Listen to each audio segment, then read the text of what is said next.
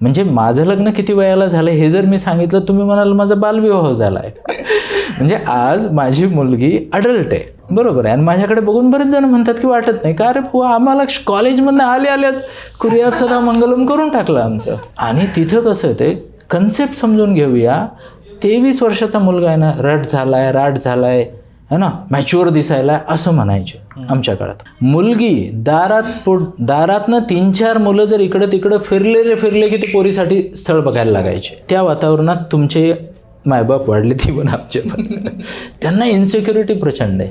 आता तुमच्या इथं कसं आहे, तुमची पिढी तर मुलं तर भाऊ दाढी मिशी वाढवून म्हणजे ॲज इफ की 30चाच दाखवायचं आहे मला, ते अजून मोठे दिसत आहेत. ती इन्सिक्युरिटी कमी करण्यासाठी दोन्ही पिढींनी प्रयत्न केला पाहिजे.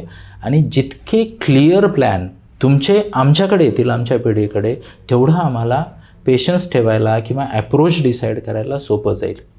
मी तुम्हाला एक सांगतो, गोंधळ बिलकुल होत नाही जेव्हा आईवडिलांना हे क्लिअर माहीत असतं. ठीक बघितलं, डोळ्यात बघून आईवडिलांना क्लिअर जेव्हा कळतं की अरे ह्याला एकदम क्लिअर आहे, याचं काय करायचं, ती क्लॅरिटी दिसते आणि त्या क्लॅरिटीला अनुरूप ॲक्शन्स दिसतात, तेव्हा गोंधळ होत नाही.